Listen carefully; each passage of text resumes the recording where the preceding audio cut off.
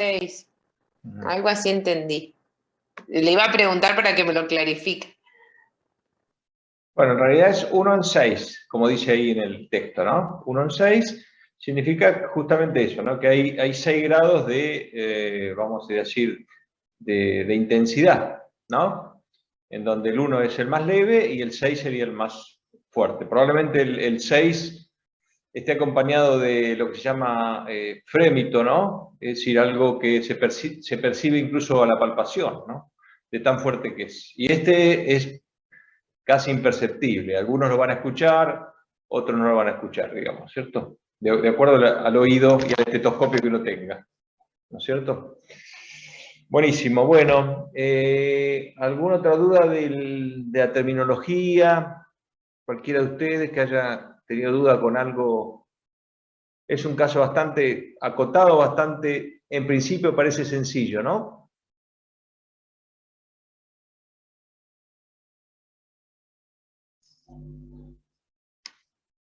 Bien, ¿hay algún dato que ustedes digan, esto no me aporta mucho, digamos, para... o esperen, vamos a hacer una pregunta distinta. En líneas generales, ¿qué le pasa a la paciente, no? En líneas generales, ¿qué le ha pasado? Vamos a empezar por el principio.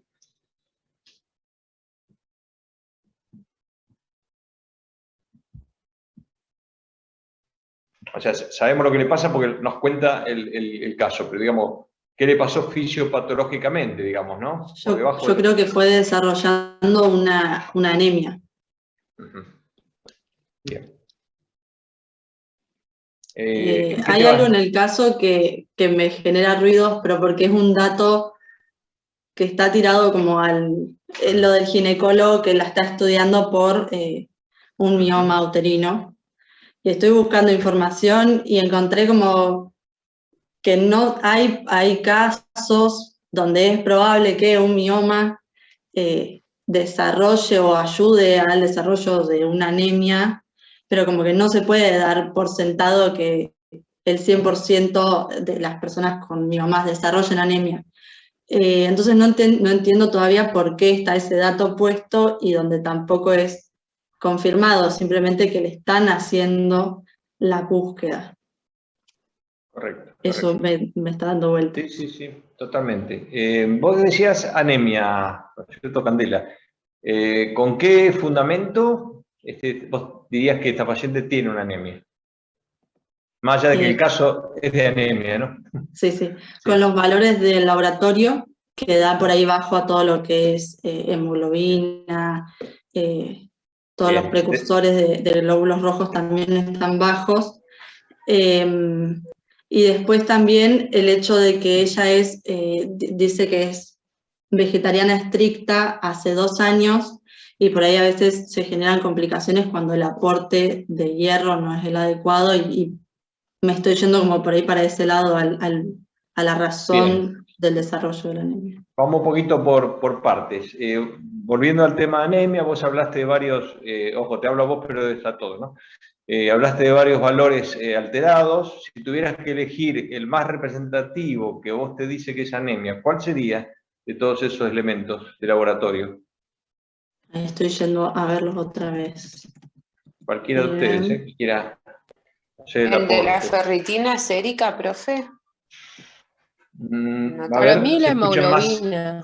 Se escuchan, bueno, la hemoglobina. Para mí, por definición, ¿no? Por la OMS, valores bajos de hemoglobina definen una anemia. Después se ve por los demás parámetros qué tipo de anemia es y eso puede dar una idea de cuál fue la génesis de la anemia. Entonces, hablando de valores normales, ¿de qué estaríamos hablando? Esta mujer, ¿a partir de qué valores? Si ustedes dicen que esta es anemia, ¿a partir de qué valores tendría una anemia? O no tendría una anemia, digamos.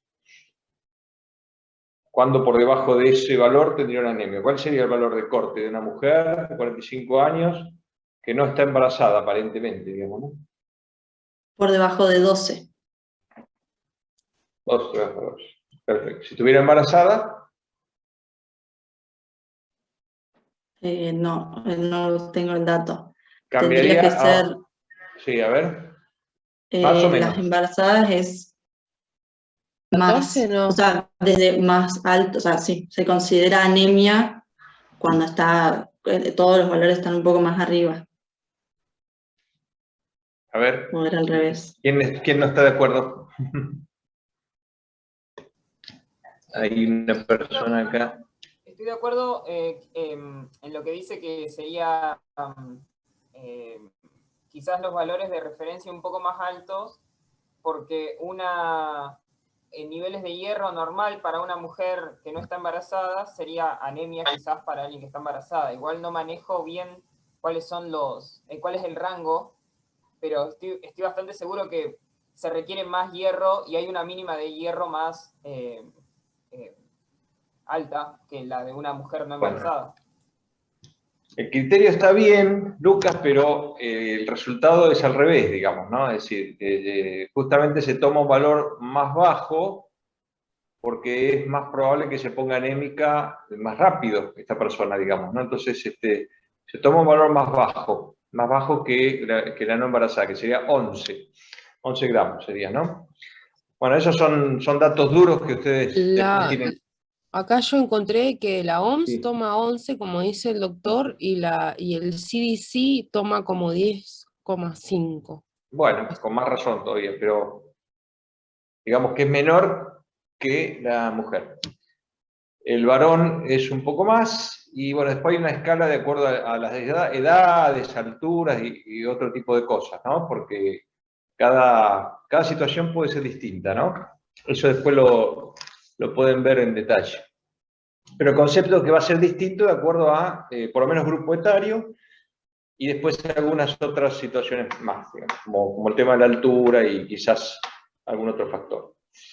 Perfecto, entonces estaríamos de acuerdo que tiene una anemia por este dato, ¿no? Si yo tuviera solamente glóbulos rojos bajos, o sea, el hematocrito solamente, en este caso esta señora tiene un hematocrito de 26%, ¿no? Si tuviera ese dato solo, ¿me alcanzaría para decir que está anémica esta paciente?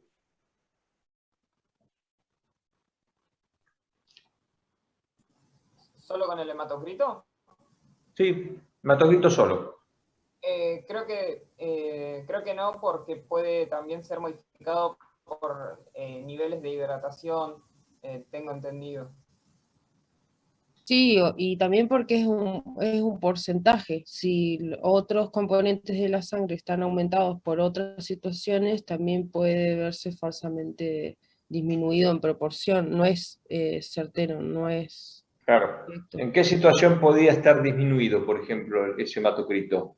¿En qué situación? Tipo de hemorragia. Digamos, Cuando sufre algún tipo de hemorragia. Ajá. Perfecto. ¿Pero la hemorragia genera anemia? No, por eso sería una situación donde estaría disminuido sin la presencia de anemia, digamos. Claro. Igual, Porque, digamos, diría, depende del volumen de la hemorragia también. Porque depende del una volumen de la hemorragia hemorragia, claro. Sí, muy sí, sí. abundante también puede... Bien, bien. Bueno, en este caso, digamos, ese valor de hematocrito es bastante difícil que no sea una anemia, digamos, ¿no es cierto? Pero valores más limítrofes, por ejemplo, digamos, relacionados con 28, 30, ahí sí podría haber factores así confusores, como de tipo de la hemodilución, ¿no? Es decir, que haya un exceso de líquido, con lo cual el valor relativo, digamos, de los hematíes va a ser menor, digamos. Pero es conceptual. En este caso es bastante importante el descenso, así que es difícil pensar que no sea una anemia, ¿no? Pero es un poco para hacer ejercicio. Buenísimo. Bueno, entonces ya sabemos que es anemia, ya sabemos los valores que tiene, y ahora sí, Candela había empezado a hablar un poquitito de las causas, pero a ver ahí sí pueden entrar un poquitito en la clasificación. ¿Qué tipo de anemia puede tener esta persona? ¿Profe? Sí. ¿Quién habla? ¿Lucas? Viste que Nati, bueno, sí. Más fuerte, Nati Lucas. había mencionado... Más fuerte que no se te escucha. Perdón. Un poquito más fuerte. ¿Se escucha un poco mejor? Sí, dale. ¿Se escucha mejor? Dale. Natalia había mencionado la concentración de hemoglobina corpuscular media y el de la paciente es 30. ¿Eso lo haría hipocrómica? Y de acuerdo a los valores de referencia, sí, ¿no es cierto?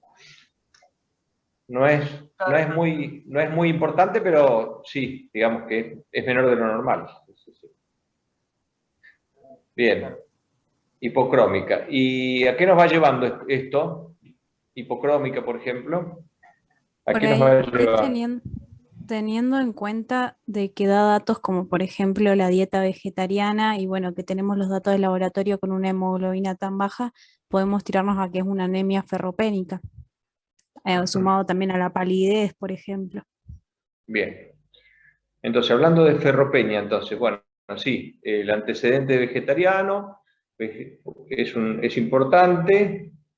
Lo otro que decían es el tema de las pérdidas, ¿no? O sea, las hemorragias. Pero son causas, ¿no? O sea, son probables causas. En realidad, ¿qué es lo de así como la hemoglobina nos dice que es anemia, ¿no es cierto? Y no discutimos más nada. ¿Qué elemento tenemos de ferropenia en el laboratorio? Están los valores de sérica puede ser. ferritina sérica Valores de y ferritina. también el porcentaje de Bien. saturación de transferrina también. Perfecto. ¿Qué es cada cosa? A ver, ¿qué es el porcentaje bajo? No, perdón, ¿qué es la ferritina sérica baja? ¿Qué sería? La ferritina sérica indica los niveles de reserva de hierro. ¿Mm? Y bueno, la transferrina es la proteína que transporta el hierro en la sangre, y si hay una baja saturación quiere decir que hay bajo hierro, podría ser. Claro, pero depósito, yo lo estoy midiendo en sangre, la ferritina, ¿no es cierto? ¿Están en sangre los depósitos de hierro? No. Ajá. No. ¿Dónde están? Y en el Fundamentalmente. hígado, en la médula ósea y en el vaso. Ujú. Bien. Pero según leí había un porcentaje de esa ferritina, Ajá. que en realidad es el modo en que se deposita el hierro, hay un porcentaje que circula en la sangre y que nos sirve para poder conocer las reservas de hierro que uno tiene en el organismo. Perfecto, claro, exactamente, ese es el concepto, ¿no? Que la ferritina es digamos, una forma de almacenamiento intracelular, ¿no es cierto? Pero que se escapa un poquito, por así decirlo, al suero, y eso nos permite tener el indicador, ¿no es cierto?, de depósito. Claro. Perfecto. Y el otro concepto, cualquiera de ustedes, el otro concepto de la transferrina, ¿qué sería?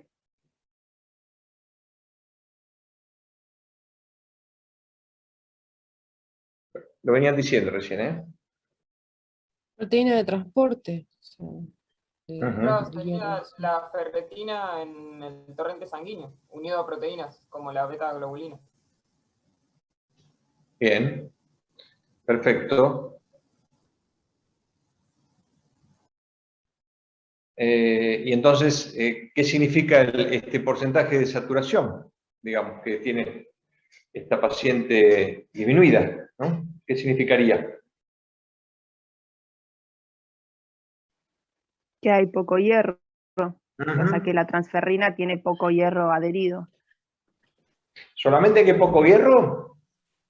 Poca ¿O por ahí algo? absorción No, pero de hierro. digo, esta relación, digamos, de un bajo porcentaje de saturación, ¿es solamente por bajo riesgo? ¿Por bajo hierro, perdón? ¿O hay otro elemento que hace que ese porcentaje se achique? O sea, está bien, bajo hierro está bien, pero ¿puede haber otro elemento? O sea, con un hierro no tan bajo, digamos, ¿puede haber un porcentaje de saturación bajo? ¿Puede deberse a una mayor eritropoyesis? En general, hay menos eritropoyesis en la ferropenia, ¿no? Después lo vamos a ver, porque es un elemento, es un sustrato, digamos, para la eritropoyesis. Ah, bien.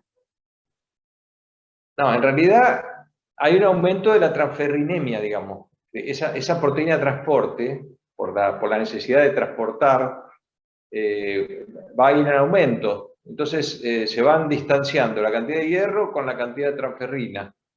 ¿Sí? Por eso que el porcentaje se va achicando, porque uno va para un lado, el hierro para abajo y la transferrina va para arriba, porque el organismo va produciendo más carritos, vamos a decir así, de transporte, ¿no?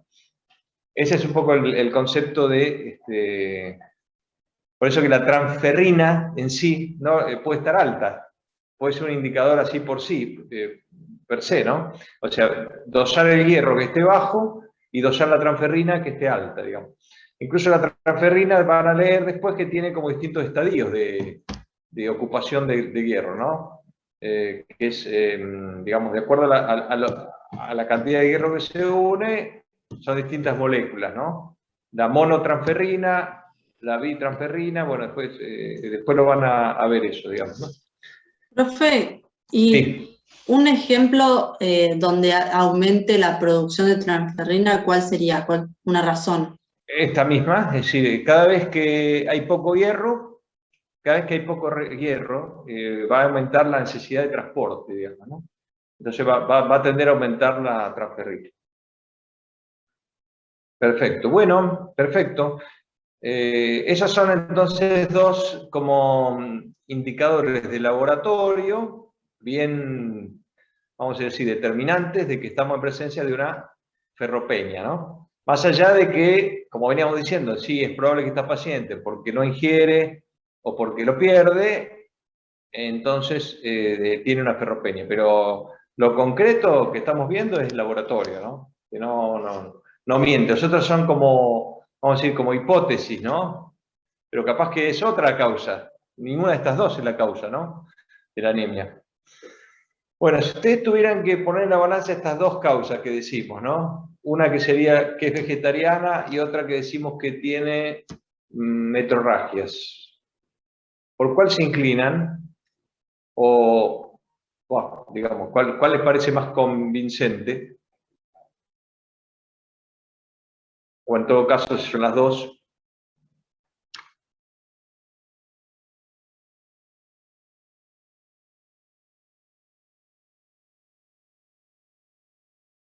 Yo creo que las dos se han conjugado. Si bien el déficit nutricional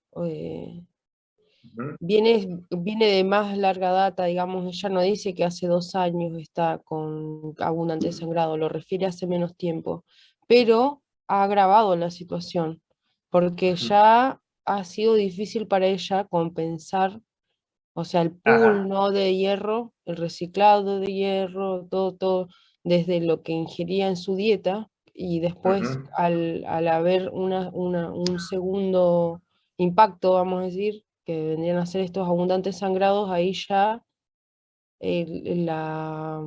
para mí, ojo, ¿no? Sí, Ahí sí. ya no, los mecanismos compensadores o, digamos, todo lo que venía pasando ya se vio sobrecolapsado y ya se agravó más la situación, para mí.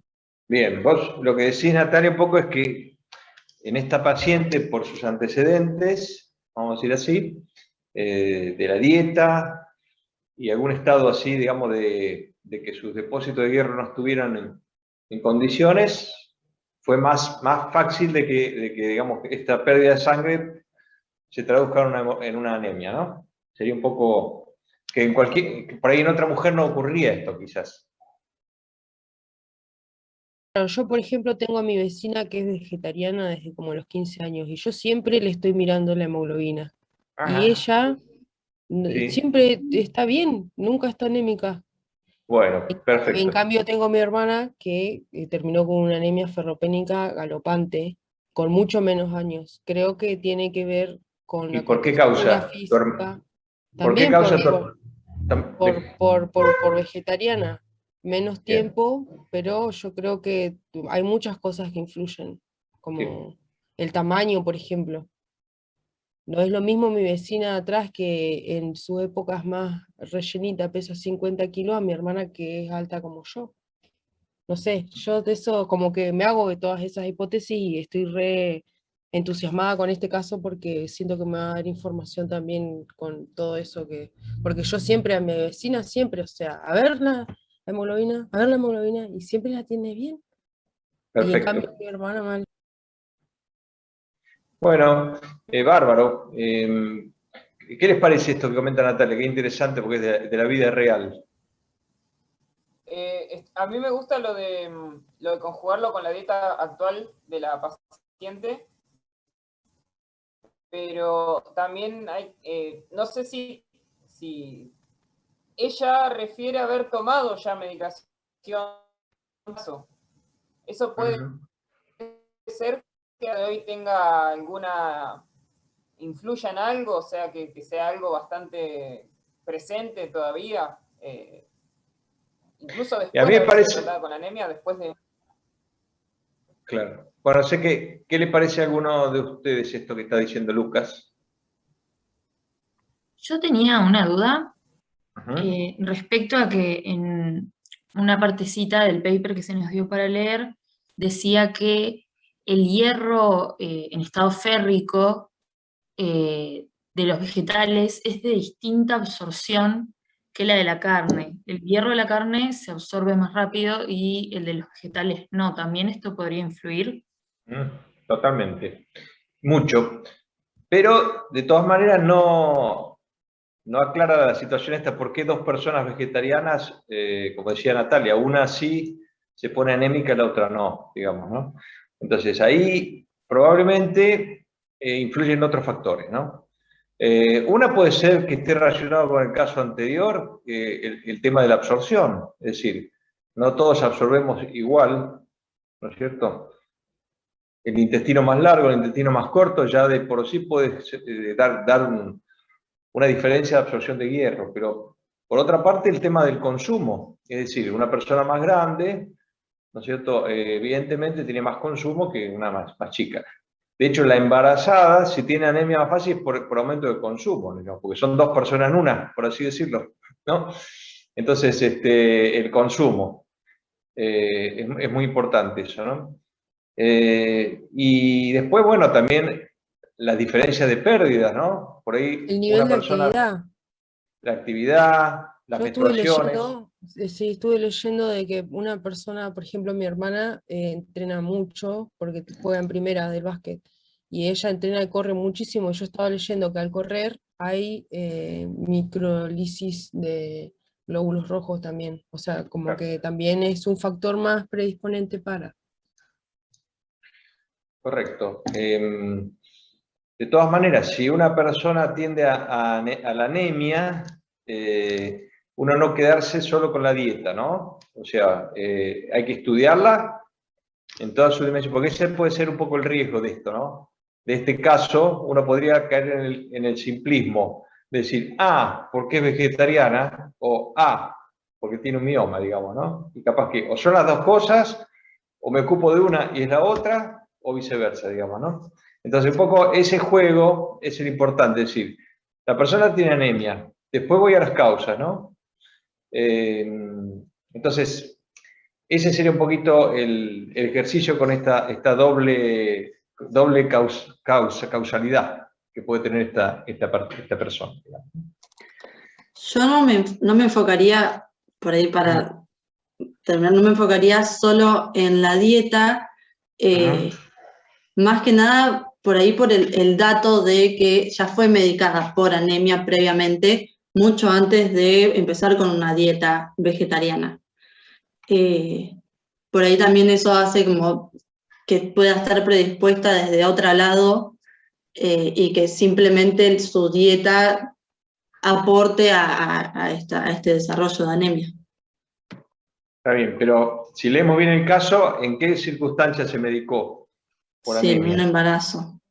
Después de su tercer embarazo, ¿no? Sí. Su tercer embarazo. O sea que ahí Yo tuvo... Sí. Pero Claro, solo eso perdón. no, está Perdón, bien, Rubén. eso viene de lo que se desprende de lo que decía Lucas.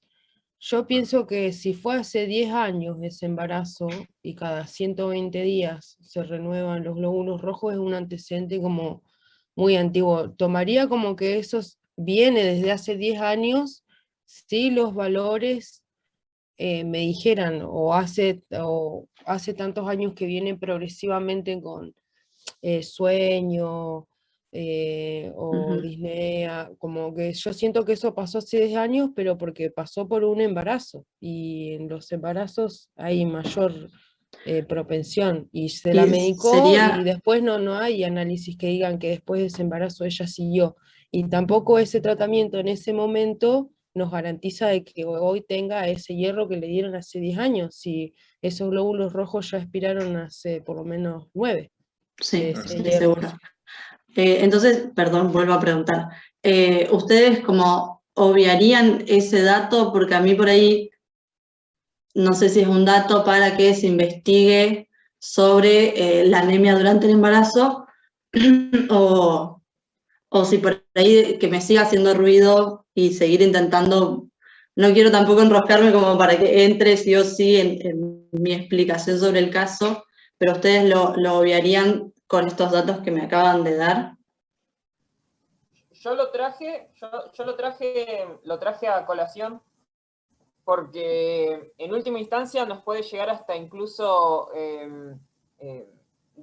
hablar de una mala absorción de la paciente o algo por el estilo, pero ahora escuchándolo a Natalia mencionar esto de que fue hace tanto tiempo el tercer embarazo, sí, puede ser que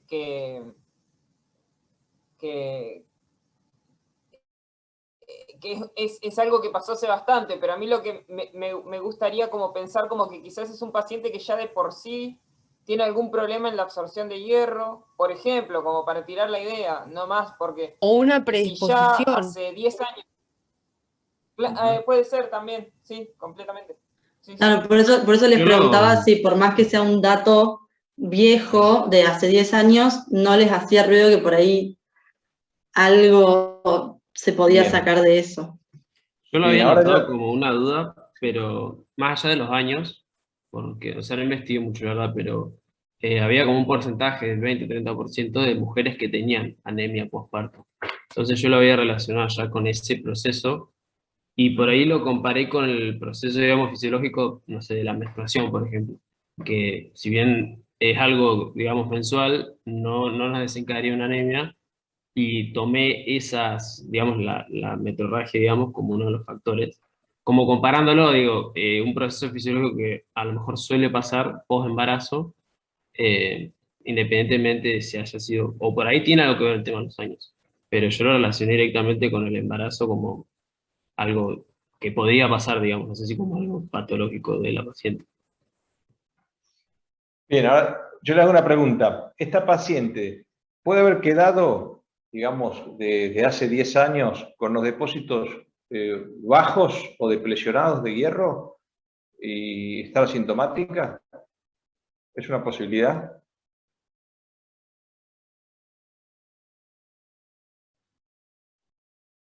O sea, que tenga que ver, en definitiva, que tenga que ver esa historia con lo que es hoy, digamos, ¿no?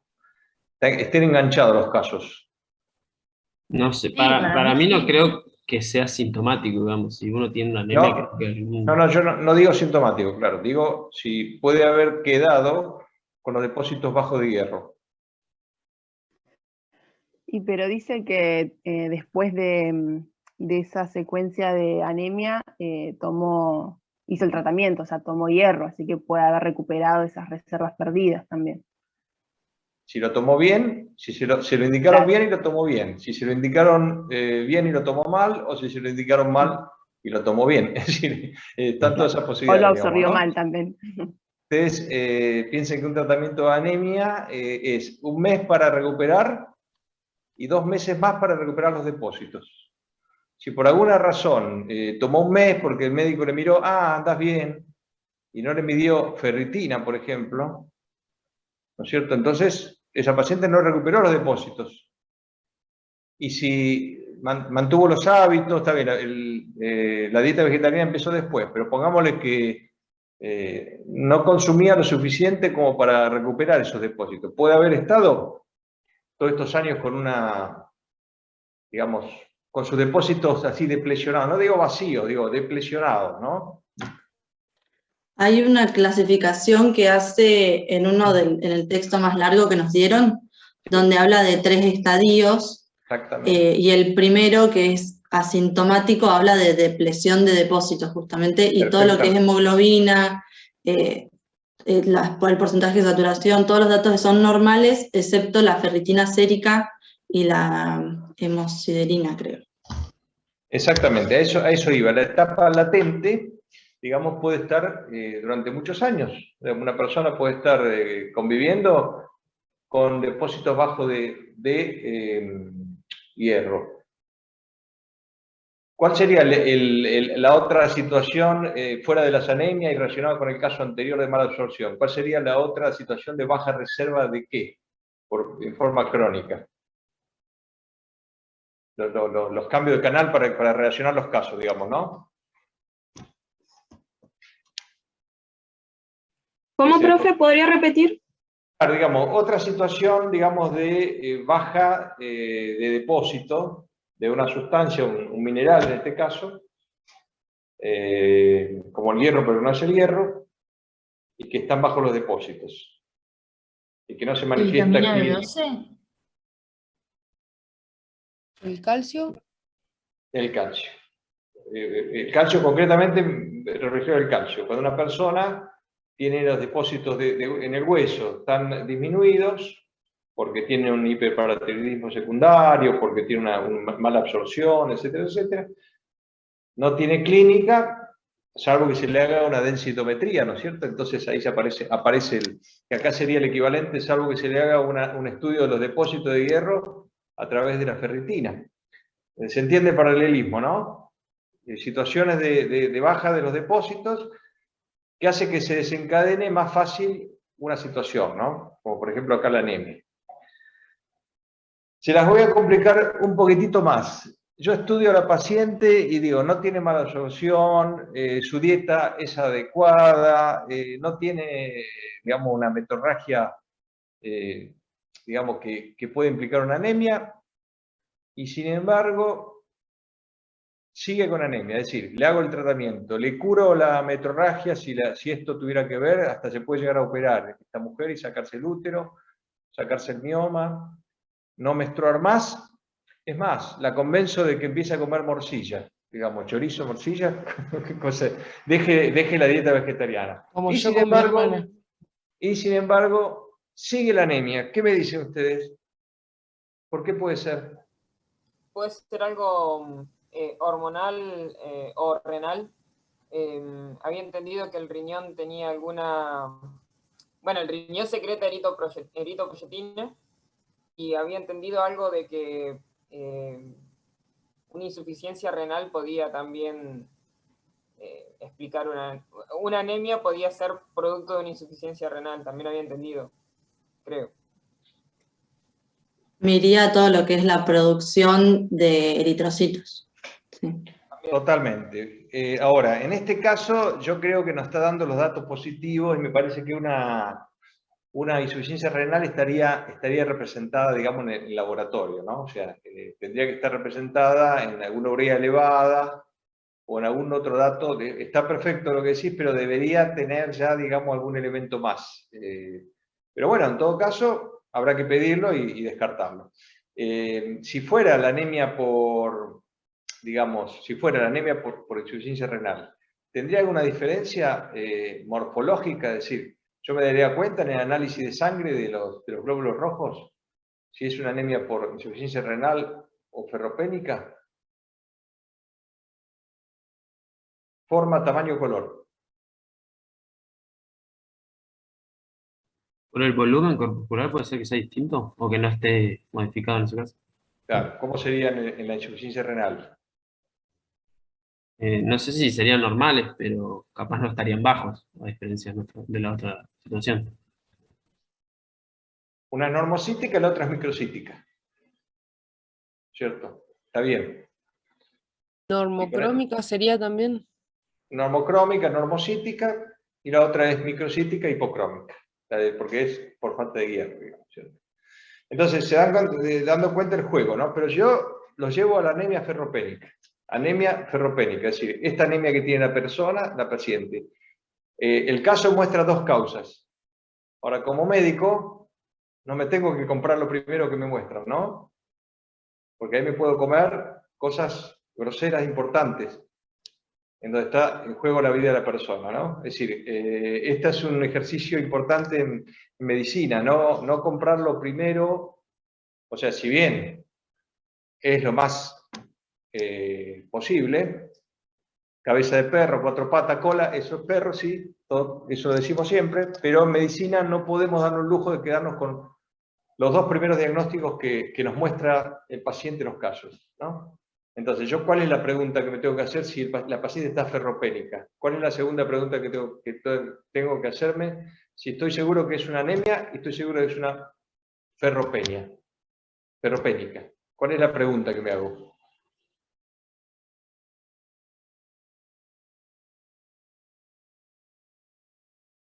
¿Es porque no entra o es porque lo pierde? Es porque, digamos, ¿por qué está ferropénica? ¿Porque no lo incorpora o porque lo pierde? Es un poco el mismo juego que estamos haciendo con las dos cosas que nos muestra el caso, ¿no? La dieta y la metorragia, pero la dieta es una causa de que no lo incorpora. Hay otras, ¿no es cierto? Y lo vimos en el caso anterior. Es decir, la mala absorción implicaría que no entra hierro. Y todas las causas, digamos, de falta de absorción, ¿no? De hierro. Desde que no lo ingiere por la dieta, desde que hay algún elemento que lo interfiere en su absorción, ¿no es cierto? Hasta que tenga un problema de mala absorción concretamente. Y en la otra punta estaría la pérdida de hierro, ¿no es cierto? ¿Y cuáles son las causas de pérdida de hierro? ¿Por dónde se pierde el hierro?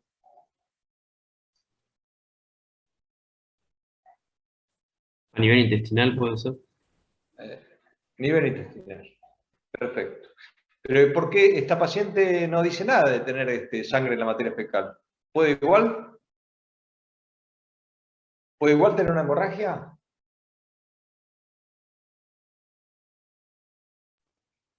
Sí, podría haber sangre oculta en heces, por ejemplo. Correctamente. Es la causa más común después de las ginecológicas, ¿no?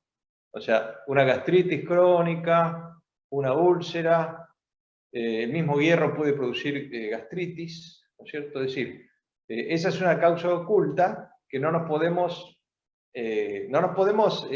correr de ese diagnóstico, ¿no? Por más que vemos, digamos, que la paciente tiene metorragia, digamos, no podemos dejar de preguntarle si tiene algún síntoma digestivo e incluso hacer un estudio de pérdida de sangre en materia fecal. ¿Se entiende? Entonces, la pregunta es esa: ¿por qué tiene una ferropenia el paciente, no? Es decir, ¿por qué no entra? ¿Por qué no lo consume? ¿Por qué no lo absorbe? ¿Por qué lo pierde? ¿No es cierto? Y habría una en el medio, que sería lo que estuvimos hablando, que es porque aumenta el consumo. Aumenta el consumo. Son situaciones, por ejemplo, la embarazada, ¿no es cierto? O, bueno, como decía Natalia hoy, el exceso de actividad, pero fundamentalmente causas metabólicas, ¿no?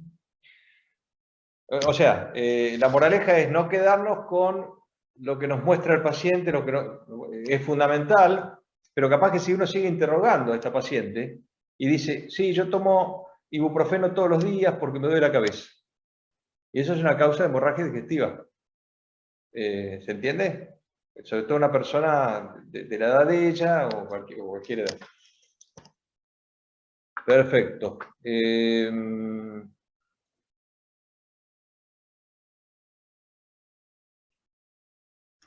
Bueno, vamos a hacer una cosa, chicos. Yo tengo un poco todo esto que estuvimos charlando, lo sistematicé un poquito en unas diapositivas, así, digamos, una especie de charlita, como para que fijar un poquito estos conocimientos. Y después, si hay tiempo, hacemos un poquito un ensayo en línea de tiempo, que me gustaría más que eso quede para la próxima, ¿no? La línea de tiempo, pero vemos si nos queda un ratito acá. Entonces, yo voy a ir repasando más o menos lo mismo que estuvimos viendo, pero a modo de PowerPoint. con la bibliografía que les mandé, con lo que dice el PORT, lo que dicen los papers, así que ahí va con esto, ustedes me van parando. En realidad son preguntas que se van contestando, ¿no? Les voy a compartir pantalla.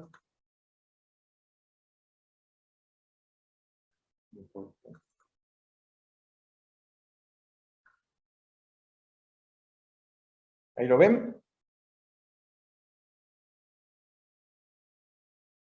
Sí, ahí sí. Se ve, ¿no? Más o menos son las cosas que estuvimos hablando, ¿eh? Simplemente es poder plasmarlas en lo que dice la bibliografía, ¿no? Entonces, bueno, una de las cosas que van a tener que estudiar en relación a anemia es cómo está compuesta la sangre y el plasma, ¿no? Es una de las cosas que se desprende del estudio de las anemias, ¿no?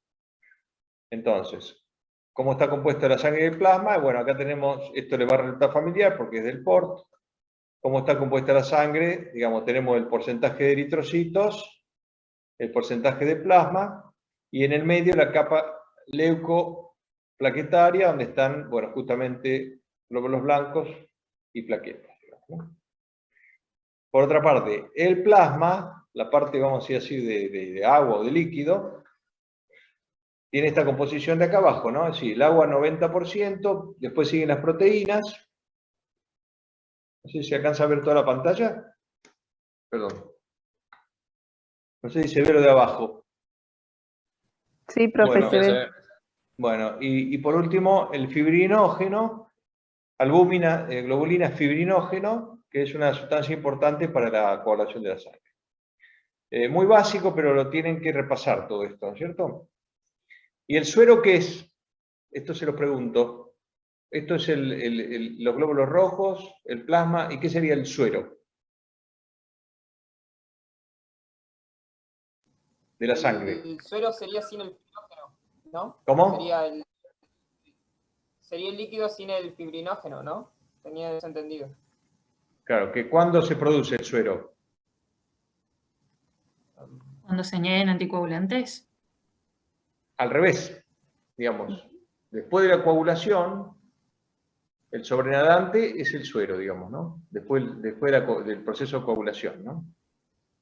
Pero más o menos lo que decía una vez que se degatilla la coagulación. ¿Sí? Bueno, ¿cuáles son las células de la sangre y su origen? Son cosas básicas, pero lo tienen que repasar, ¿no?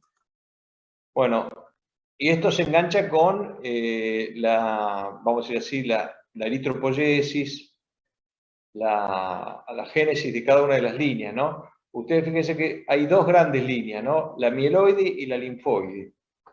La mieloide es la que da origen a los elementos, digamos, bueno, básicamente eritrocitos, plaquetas, todos los granulocitos y los monocitos y después macrófagos, ¿no? Por otra parte, la linfoide tiene que ver con la inmunidad. Células T, células B y plasmocitos. Células T y plasmocitos. ¿Está? Esto téngalo bien presente. Alguien me preguntó, una alumna, no sé si está acá, si tricitopenia es lo mismo que pancitopenia. Y bueno, aparentemente, según cómo está presentado en la bibliografía, se usa de la misma manera, ¿no? O sea, pancitopenia, tricitopenia. Pero de todas maneras, uno podría tener una tricitopenia por el lado de la serie mieloide, es decir, que fallen estas tres tipos de células, eritrocitos, plaquetas y granulocitos, y por ahí tener conservada el área de los linfocitos, ¿cierto? Es un poco teórico, pero digamos que podría ser. En cambio, pancitopenia es cuando está infiltrada la médula, por ejemplo, y bueno, está afectada todas las células. Pero quédense con que se está usando, yo lo que estuve viendo, que se está usando igual, ¿no? Se está usando de una manera, o sea, se usa poco tricitopenia, concretamente, se usa más pancitopenia, ¿no? Bueno, esto téngalo presente. Bueno, y cuando hablamos de anemia, lo que acabamos de charlar, de los valores, ¿no? Tenemos al hombre con menos de 13, a la mujer con menos de 12, a la embarazada con menos de 11. Y fíjense acá arriba la definición, una reducción de la concentración de hemoglobina o de la masa global de Matías. Es decir, si uno pudiera medir la cantidad total de los glóbulos rojos, que no se puede medir esa cantidad, sino que es un término teórico, entonces estaríamos hablando de anemia. Por eso en la práctica la manera correcta de hablar de anemia es con la concentración de hemoglobina. Y bueno, acá intervienen, como le decíamos, la edad, el sexo, la altura sobre el nivel del mar, como elementos también para determinar los valores de anemia, ¿no? Niños adolescentes, también con esta clasificación de la OMS, tienen sus valores propios, ¿no?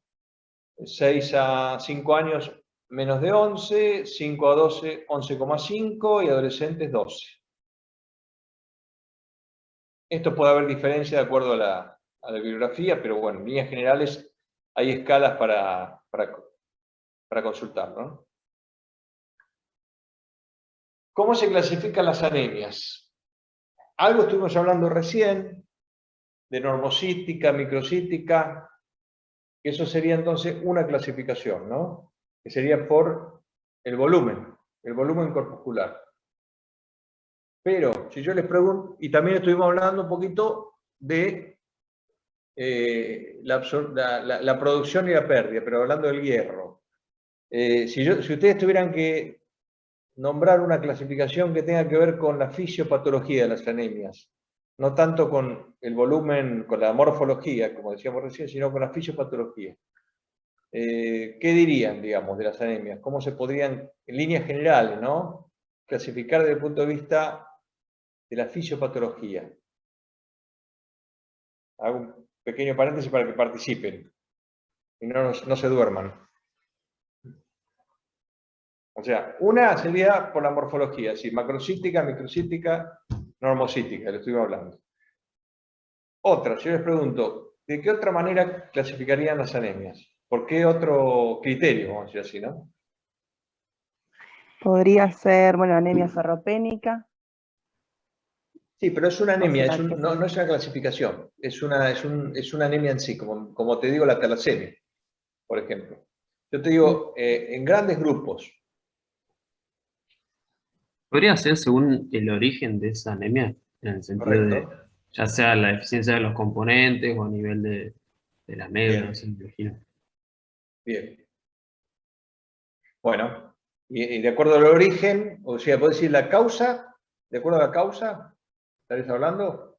Claro, porque yo había leído también, que creo que habíamos hablado hace un rato, de que podría ser, por ejemplo, una anemia o a nivel de deficiencia de las células en sí, que creo que es una anemia aplásica o algo así, que ya la diferenciaba de la ferropénica por la falta de un componente como sería el hierro, digamos. Claro, pero no vamos al grano, digamos, de poder entender conceptualmente cómo se abren las aguas, digamos, ¿no? Es decir, para después meter en la bolsita cada una de las anemias, está bueno entender dos grandes grupos, vamos a decir así, ¿no? Dos grandes grupos de anemias. Profe, Lo mismo que... ¿pueden ser las que son adquiridas y las heredadas? Bueno, no es la que yo estaba pensando, pero sí, pero es una posibilidad, adquiridas y heredadas. Pero si te hablo de fisiopatología, por ahí una manera de pensarlo es como lo mismo que yo les decía con el hierro. Es decir, por un problema de producción de sangre, o por un problema de destrucción de la sangre, o pérdida. ¿Sí? ¿Se entiende esos dos grandes grupos? Es decir, la sangre se forma por un proceso que se llama eritropoyesis. Si falla la producción de sangre, entonces estamos con una posibilidad de una anemia, como también con problemas de otras peñas, ¿no? Como decíamos recién. Y por otra parte, si la sangre que se produce se destruye o se pierde, estamos con el segundo problema, o sea, falta de producción o aumento de la pérdida.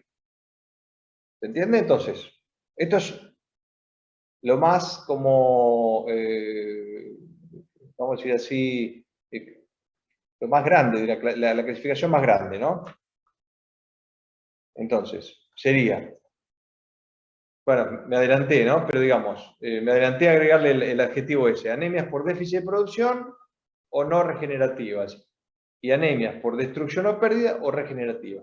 Ahora yo les pregunto a ustedes, ¿qué significa cuando yo digo no regenerativa o regenerativa? ¿Qué significa eso? Es una cosa muy importante.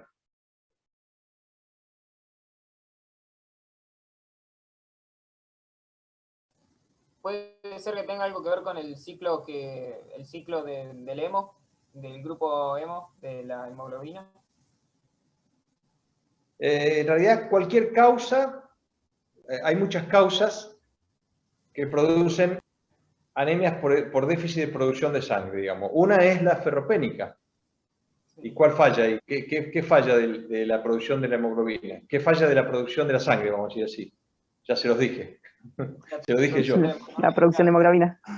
Y dentro de la hemoglobina, ¿qué falla? ¿Por qué no se produce hemoglobina? Déficit de hierro.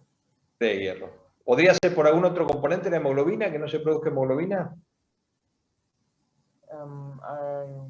Proteína. Por ejemplo. Globina. Globinas. Y ahí tenemos, ¿cuáles? ¿Cuáles tienen que ver con la globina? ¿Qué anemias?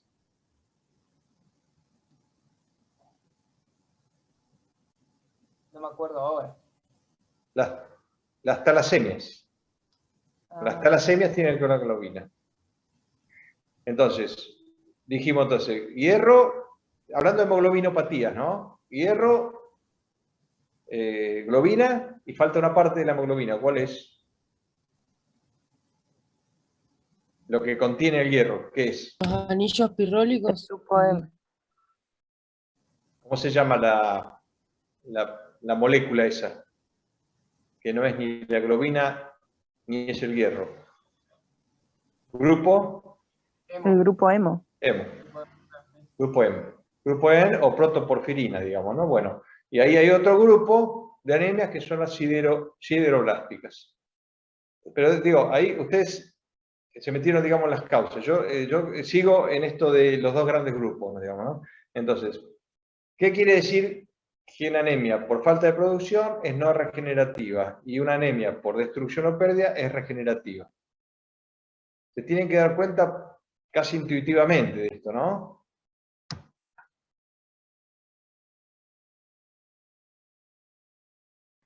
Puede ser por la palabra en sí, o sea, cada referencia a la regeneración de las células, que vos podés, digamos, regenerar células que después puedan destruirse, y a falta de la producción no se regeneran por eso mismo, digamos. Perfecto. Así conceptualmente es así. Digamos, entonces, evidentemente si hay un déficit de producción, hay un déficit de generación, que es lo mismo, digamos, ¿no? Entonces, cada vez que tengo una anemia, si no tengo producción, no tengo regeneración, digamos, no tengo compensación, no tengo mecanismo compensatorio. Por el mismo mecanismo que se produce la anemia. Entonces, la no regenerativa significa que no tiene compensación, no hay regeneración. En cambio, las anemias regenerativas significan que el mecanismo de producción está intacto. O sea, la eritropoyesis está intacta. Y lo que yo tengo es una pérdida o destrucción, ya sea por hemorragia o por hemólisis.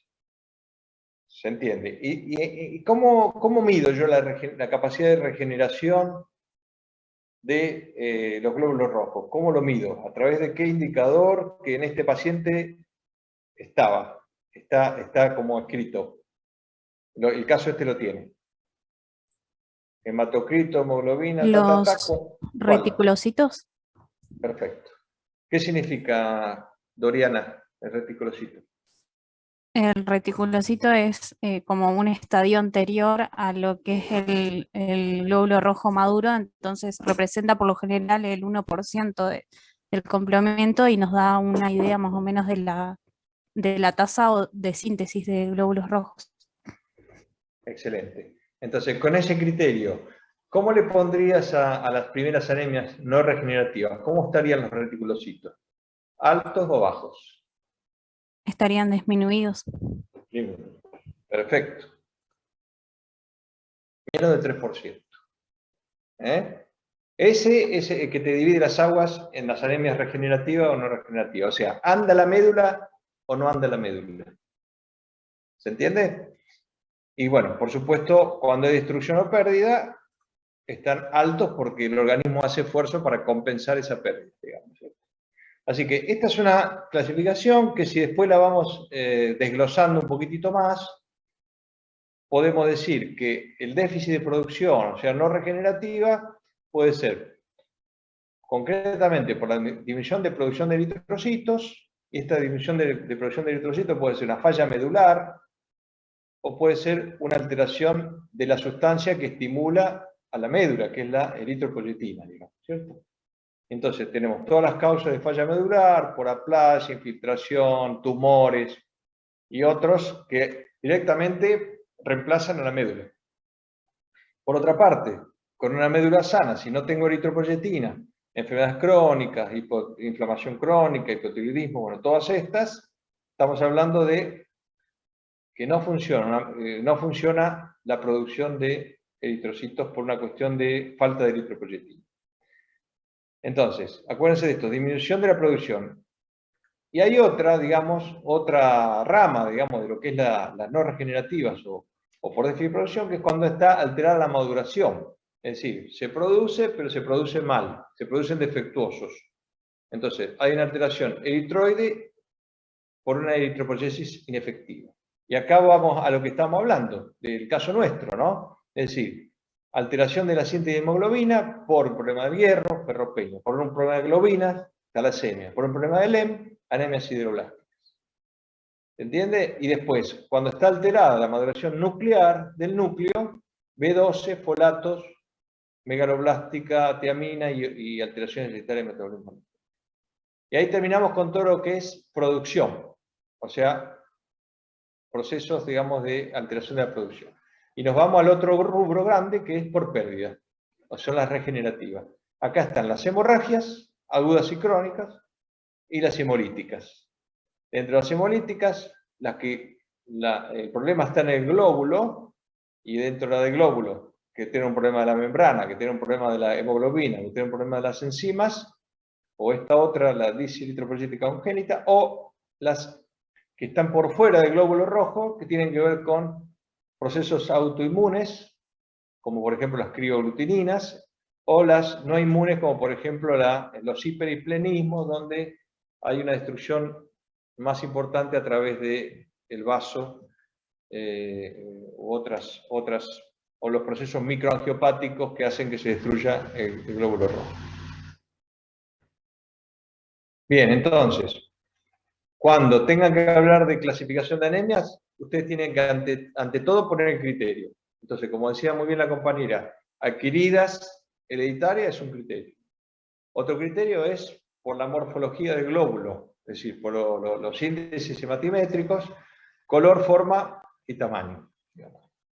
Ahí ustedes van a ver en la bibliografía un elemento más que yo no lo quise poner acá para no confundir, pero que es el ADE. ADE. No sé si alguien lo leyó, lo vio. O RWD, que sería en inglés. Bueno, lo vamos a ver ahora al final de esto, pero digamos, tiene que ver con lo van a leer, ¿no? Pero es la amplitud de distribución de los eritrocitos. Es decir, cómo en el examen, en el campo, se los voy a mostrar directamente para que no... Lo vemos directamente en la última diapo. Acá. Esto, a ver, es conceptual, no es para que ustedes, digamos, no tienen que saber método diagnóstico, es para que entender cómo se enfocan las anemias desde lo que muestra el frotis de la sangre, digamos, ¿no? Entonces, que achico un poquito acá. Fíjense, cuando los glóbulos rojos están todos parejitos, o sea, dice baja anisocitosis, o sea, baja diferencia de tamaños, entonces decimos que se distribuyen parejitos con una curva de Gauss bastante chica. el AD o RDB, amplitud de distribución eritrocitaria. En cambio, cuando se distribuyen en forma más heterogénea, chiquitos, grandes, se amplía el AD o RDW. Que sería otro elemento que ayuda en la diferenciación de algunos tipos de anemia. Ustedes van a ver un algoritmo en una de las biblios que lo pone en juego a este elemento. Bueno, y vuelvo a la clasificación.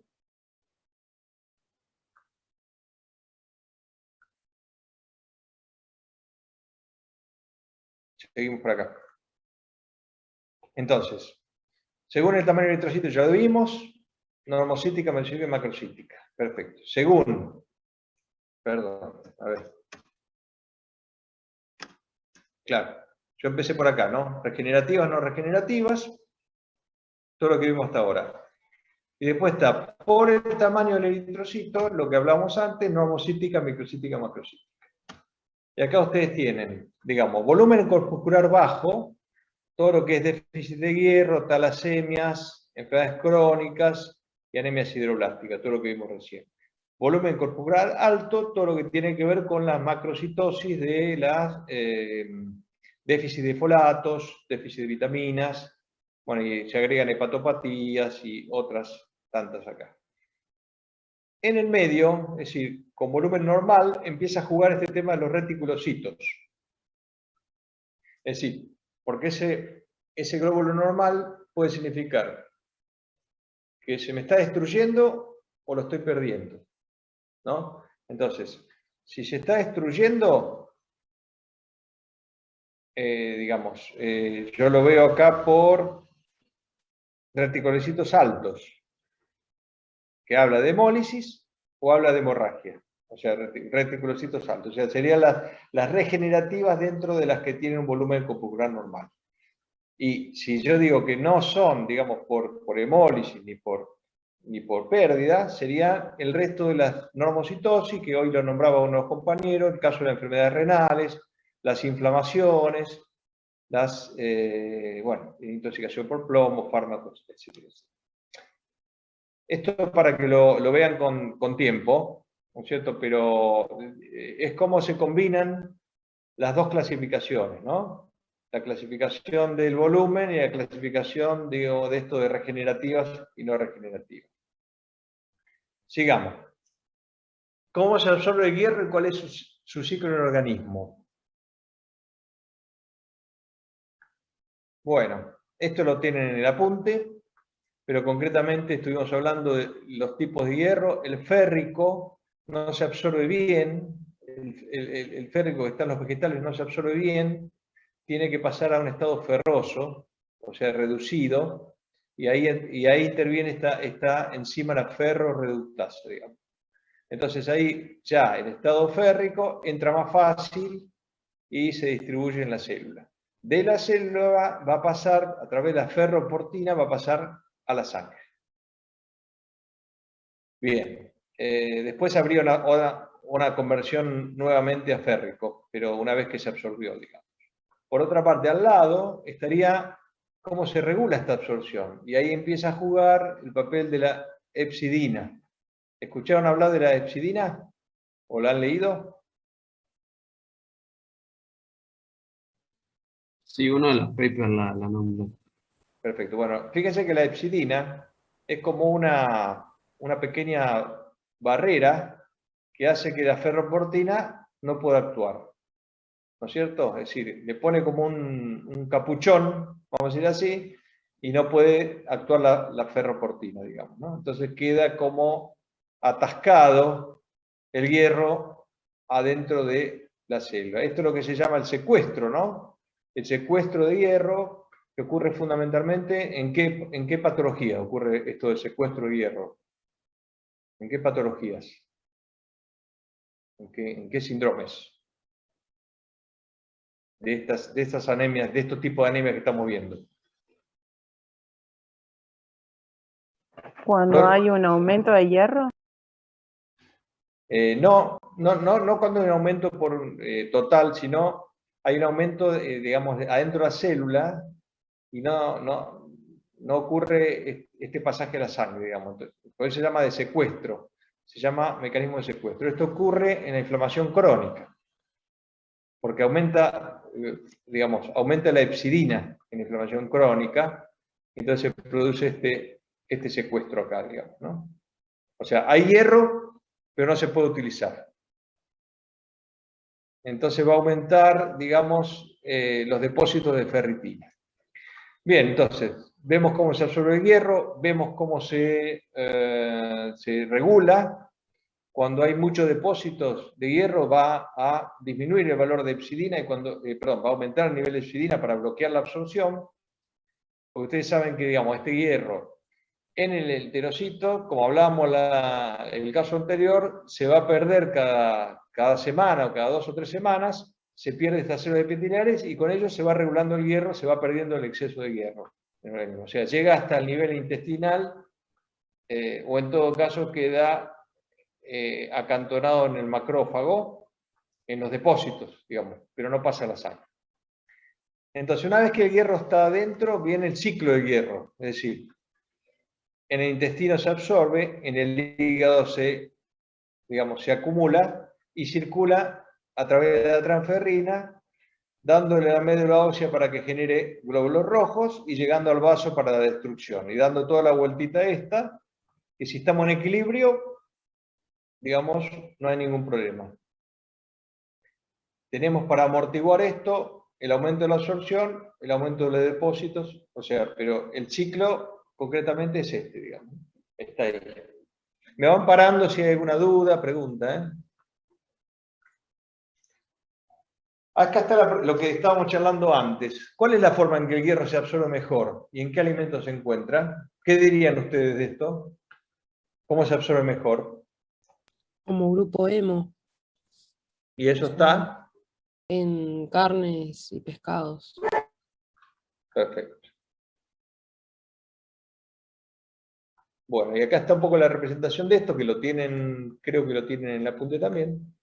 Fíjense cómo está la concentración y la absorción concretamente, ¿no es cierto?, que genera los distintos alimentos, ¿no? Vegetales, hasta pasar a lo más oscurito, que son las carnes. Esto si hay un vegetariano en el grupo, lo va a querer retrucar, ¿no es cierto?, probablemente. ¿No? ¿Hay algún vegetariano en el grupo que quiera...? Yo soy vegana, profe. Bien, ¿querés comentar algo? Porque probablemente sepas cosas que nosotros no sabemos. Por el cual... No, yo soy vegetariana desde muy chica, y muy chica tipo la adolescencia en la secundaria. Ya tengo 26.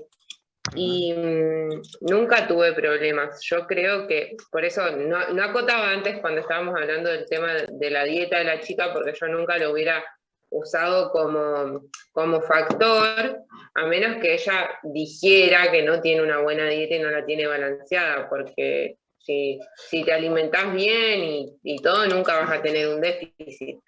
Y sí está comprobado de que para tener una mejor absorción de todo lo que son de las hojas verdes que tienen hierro y de los cereales, tenés que acompañarlos con mucha vitamina C para que la absorción sea completa. Y arroz y cereales y ese tipo de cosas para que sea toda la alimentación en sí, lo mismo que decía antes, creo que Nati. Hay gente que capaz que se alimenta bien y tiene déficit, o sea, que come carne igual es anémica. O sea, es como... Bien. ¿Cómo es la práctica esa combinación con la vitamina C? ¿Tomarías jugos? ¿Cómo lo operativizás esa combinación? Si lo pones en la práctica diaria común, digamos, por ejemplo, para tener un plato balanceado que tenga los hidratos, proteína, hierro, calcio, todo, tiene que ser, por ejemplo, por decirte, tomate, que sería el cítrico que tiene mucha vitamina C, con algunas legumbres como las lentejas, hojas verdes que pueden ser espinacas y algún cereal como, no sé, arroz maní o quinoa, o alguna de esos cereales, y ahí puedes hacer un plato completo. Buenísimo. Bueno, entonces ahí puede estar la clave, ¿no? De estas dos personas que comentábamos hoy, Natalia, digamos que por ahí... Sí, a mí me gustaría preguntarle si alguna vez suplementó su dieta con algún, por ejemplo, levadura nutricional, espirulina, todo ese tipo de suplementos que también hacen a complementar lo que pueda llegar a faltar, ¿no?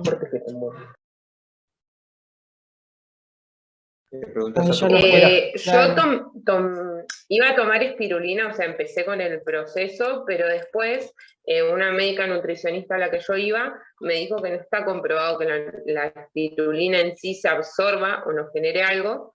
Lo que sí tomo suplementos es B12, porque B12 solamente todos sabemos que se forma en el intestino de las vacas. Entonces, no hay forma de que nosotros la podamos generar cuando tenemos las enzimas necesarias. Entonces, eso es lo único que me suplemento. Pero después, levaduras y ese tipo de cosas, no en general, sino más todo el tema de los vegetales y los cereales, legumbres, y con eso me he mantenido bien, no he necesitado ninguna cosa muy estrafalaria, digamos. Buenísimo. Bueno, gracias, María Paz. Profe, tengo una consulta, porque justo ya mencionó el tema de los cereales y yo no sé qué tipo de cereales, porque en el texto dice que justamente su absorción disminuye, bueno, con los tanatos, que sería té y café, y dice, y los fitatos, entre paréntesis, pone cereales. ¿A qué tipo de cereales hace referencia? No te sabría decir yo. Esto habría que profundizarlo. Habría que profundizarlo, leerlo más en detalle y quizás consultar esta bibliografía más específica, digamos, ¿no? Queda para la tarea, para investigar un poquito. No sé si alguien lo quiere contestar, digamos, de acá el grupo. Si no, lo dejamos para investigarlo. Ahora, profe, se me había apagado el iPad que estaba con el coso, sí, y justo estaba hablando. No sé hasta dónde se escuchó que hablé.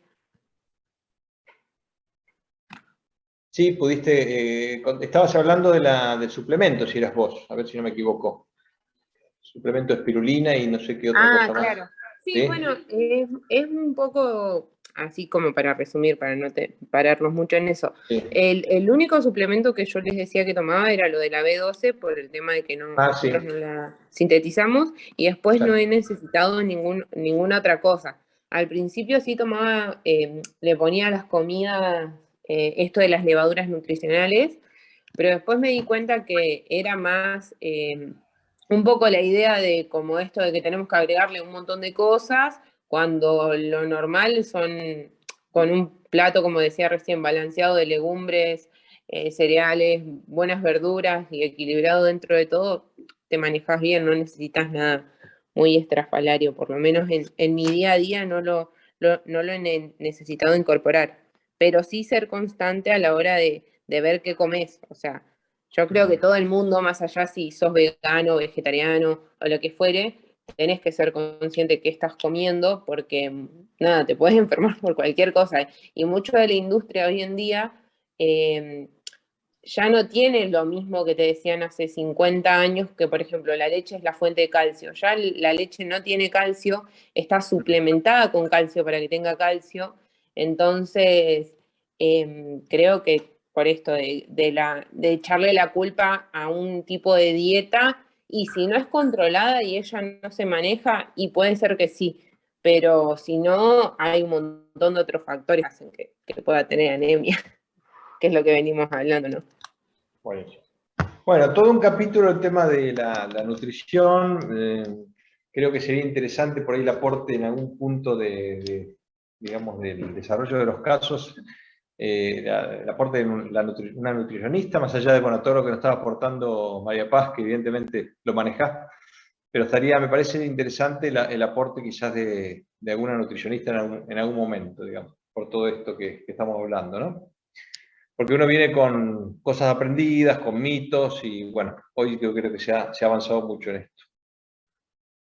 Bueno, sigo un poquitito y vamos parando a medida que tenemos coche. Pero bueno, esto sería concretamente lo que tenemos en cuanto a digamos, capacidad de absorción. Lo cual no quiere decir de que uno vaya a estar anémico por comer cereales o comer, digamos, vegetales, ¿no? Bien, sigo.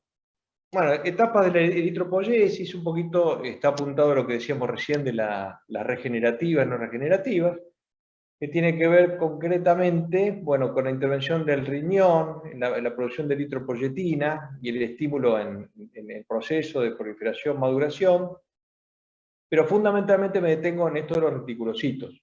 Es decir, que sería la primera célula que pierde el núcleo y la primera célula que pasa a la sangre, digamos. A medida que se acelera el proceso de eritropoyesis, hay más cantidad de reticulocitos y más cantidad de reticulocitos en sangre. El reticulocito es más grande que el eritrocito, por lo cual la reticulocitosis es una causa de macrocitosis también, digamos, ¿no? Cuando hay un aumento importante de los reticulocitos. Así que bueno, este es el concepto de las regenerativas, digamos, ¿no? El tema del reticulocito. Bien, seguimos. Bueno, y el proceso inverso, la hemocateresis, la destrucción del glóbulo rojo cada 120 días, cuando ya están senescentes, que el organismo, digamos, utiliza el vaso básicamente para destruir el glóbulo rojo y generar los componentes, la globina y sus aminoácidos para ser reutilizados, el grupo hemo, el hierro para ser reutilizado, y por otra parte la bilirrubina, que una vez conjugada en el hígado va a pasar a formar parte de la bilis, digamos, ¿no? Eso en líneas generales muy resumido. El proceso, más o menos el proceso de destrucción de glóbulos rojos es el 1% por día, que equivale al proceso de absorción, ¿no? O sea, tiene que estar en equilibrio la absorción con la destrucción, ¿no? Bueno, causa de ferropenia, más o menos lo dijimos. Bueno, acá están separadas en todas las que tienen que ver con el aumento de necesidades, como por ejemplo el crecimiento, la menstruación, el embarazo y la lactancia, los problemas de absorción, síndrome de mala absorción, enfermedad celíaca, etc. Hoy se habla de que el mismo Helicobacter pylori, la presencia del Helicobacter pylori puede ser causa de mala absorción de hierro, digamos, ¿no? Además de generador de úlceras y procesos digestivos. Bueno, todo lo que es el capítulo de las hemorragias, como decíamos, la gastrointestinal está puesta como primero y la genitourinaria en la mujer es muy importante, digamos. Bueno, respiratorias también hay algunas. Bueno, flebotomía, o sea, toda la donación de sangre en exceso, la terapéutica, digamos, que implica la donación o la extracción de sangre. Y otros más raros, pero básicamente serían estas las causas. Bueno, y lo que decíamos también, todo lo fuimos diciendo, esto simplemente para asentarlo un poquito más, que son las etapas de la ferropenia.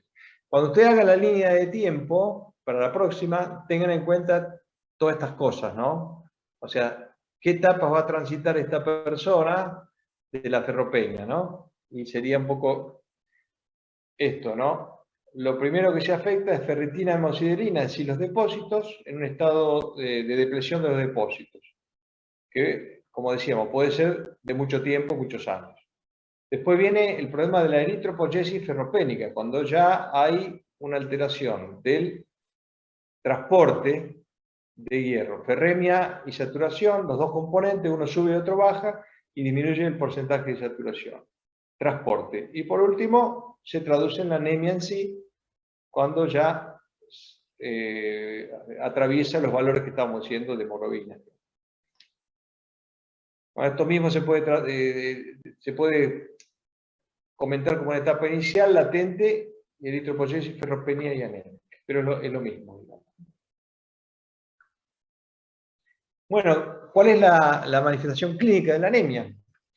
¿Qué me dirían ustedes? ¿Qué puede dar más allá de lo que esta paciente manifiesta?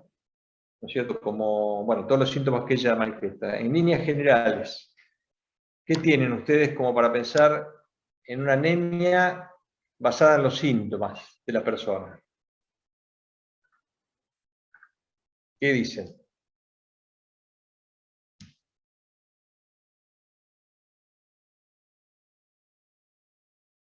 La palidez.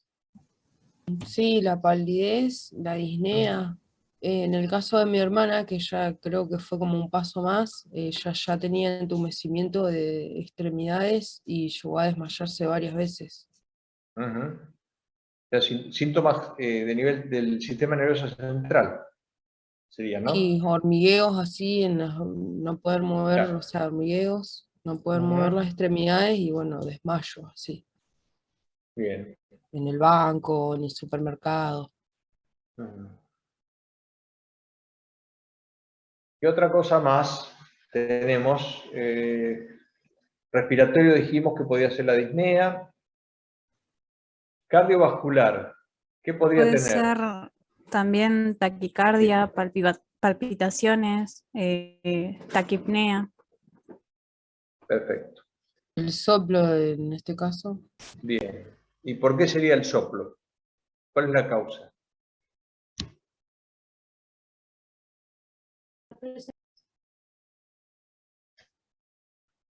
O sea, ustedes están revisando a una persona, quizás está un poquito pálida, pero no les cuenta nada de que... Vieron que hay distinta tolerancia, ¿no?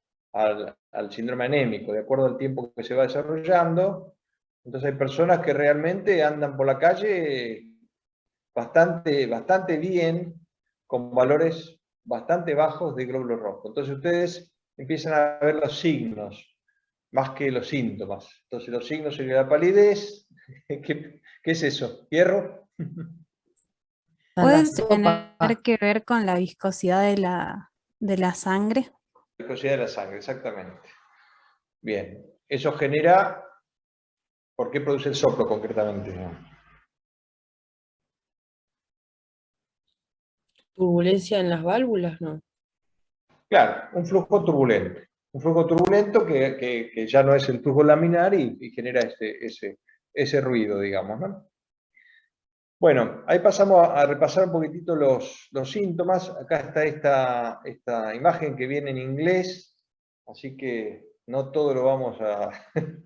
algunos sabrán un poquito más de inglés, pero bueno, concretamente, sistema nervioso, todo lo que tiene que ver con la fatiga, las lipotimias, todo lo que decíamos hoy.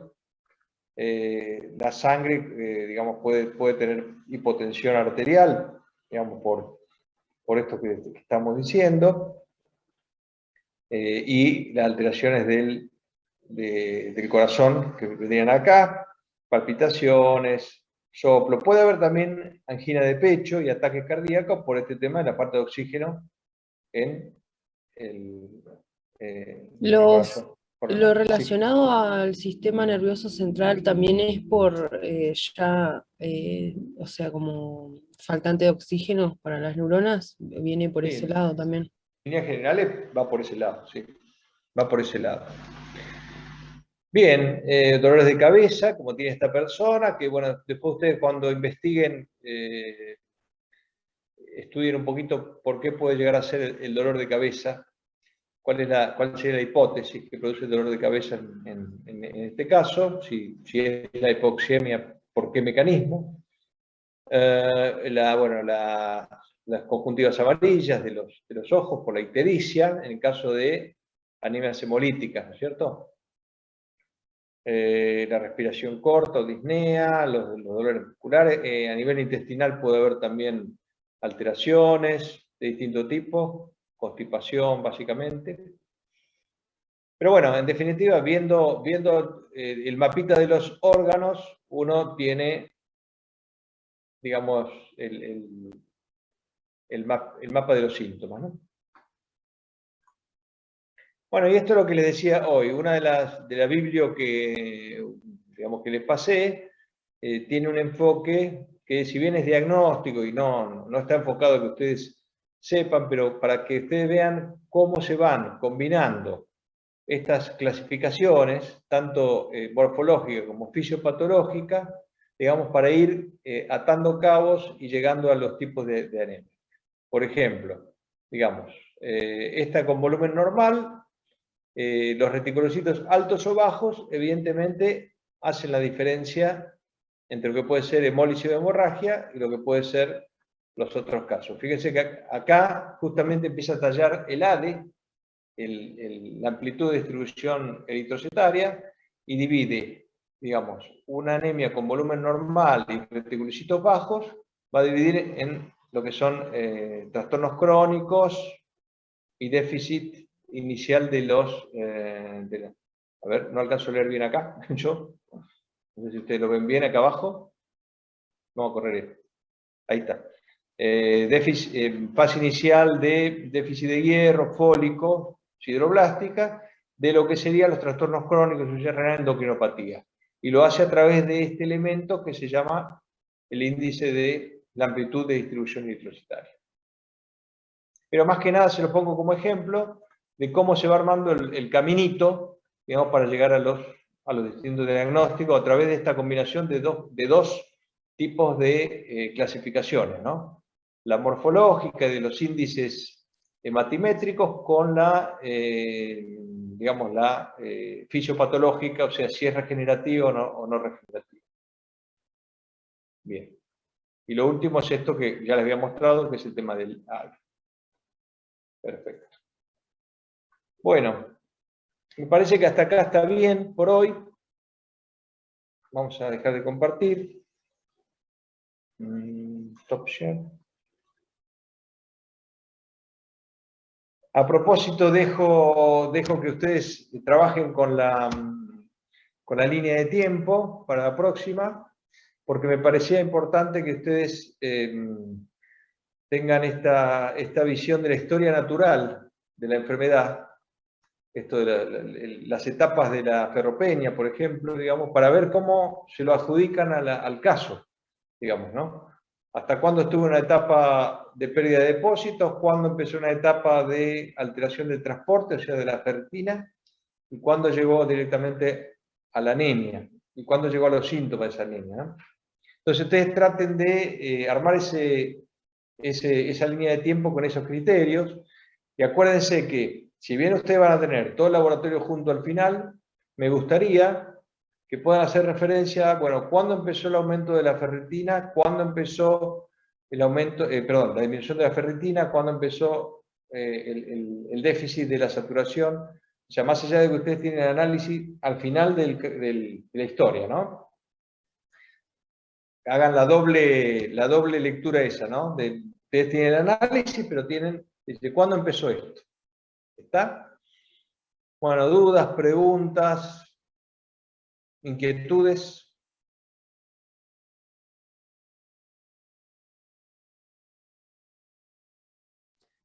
Yo me llevo la duda de cómo acomodarlo, pero bueno, tendré que seguir leyendo y ver en qué orden pongo los sucesos. Bueno, sí, yo tengo digamos, un ensayo de línea, pero me parece mejor en este caso, que es un caso bastante sencillo, creo yo, parece sencillo, de que ustedes hagan el ensayo de cero, para que no se lleven una tendencia, vamos a decir así, ¿no? Que tengan el ensayo de cero. Y después, en todo caso, lo contrastamos con el que yo tengo y con el que hagan entre ustedes, digamos. Entonces, traten de, para la próxima, sí, tener ese ensayo en línea de tiempo y empezar a tirar las hipótesis de por qué esta persona tiene palidez, por qué esta persona tiene soplo, por qué esta persona tiene cefalea. O sea, empezar a ir haciendo las hipótesis o sea, un pasito más de la línea de tiempo, digamos, ¿no? O sea, empezar a tirar hipótesis. Y por otra parte, desde ya los invito a ir pensando, bueno, que todos pueden ser expositores, pero si ya alguno se quiere ir perfilando, está bueno que se vaya perfilando, digamos, como voluntario para lo que va a ser el plenario al final. ¿No? Sí, ¿alguien estaba hablando? Sí, perdón. Me quedó una duda con el valor de los reticulocitos, que en el caso aparece que el valor normal es de 0,50 a 1,5, y ahí el valor del corte que estábamos viendo de las generativas y no regenerativas era 3. No entendí bien ese número. No, en realidad es el valor que se toma para abrir las aguas entre regenerativa y no regenerativa, digamos, ¿no? Es decir, para vos decir regenerativa estás hablando de un valor contundente, digamos, por encima del valor normal. Capaz que si vos tenés un 2, tenés un aumento de reticulocitos, pero no da como para decir que está en un proceso regenerativo, digamos. Entonces, es como los valores normales de hemoglobina, que son, digamos, un rango, ¿no es cierto?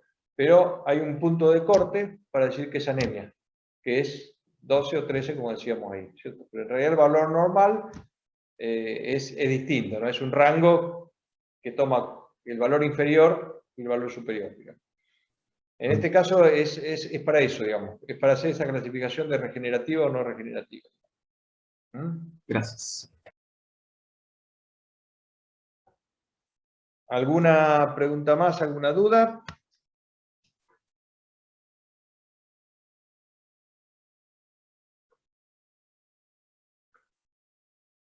Bueno, yo voy a tomar entonces como un antecedente en el cual esa anemia del tercer embarazo podría haber dejado una reserva baja. Lo voy a tomar así. Sí, sí. O sea, todo son hipótesis, porque en la práctica no sabemos qué fue lo que pasó, pero sí tener, digamos, el análisis de lo que puede ser posible, vamos a decir así, ¿no? ¿Sí? Uno puede estar muchos años con una depresión de los depósitos y seguir andando por la vida, como hay mucha gente que está anémica toda la vida, ¿no es cierto? O con el síndrome de mala absorción y que funciona anemia, con una anemia crónica, ¿no? Adaptada. Así que bueno, esa sería un poquito la propuesta para la próxima. Les pido por favor todo lo que puedan dedicarse porque saben que aprovechamos más. Ya saben que en la primera charla hablo más porque, bueno, se considera de que ustedes tuvieron menos tiempo para leer, pero a partir del segundo, tercero, ya vamos a escuchar más a ustedes que el profesor. ¿Está? Bueno, gente, que tengan buena semana, cuídense y nos estamos viendo el jueves que viene. Gracias, profe. Hasta luego, profe. Nos vemos. Adiós. Por su tiempo, chao. Hasta Gracias. luego.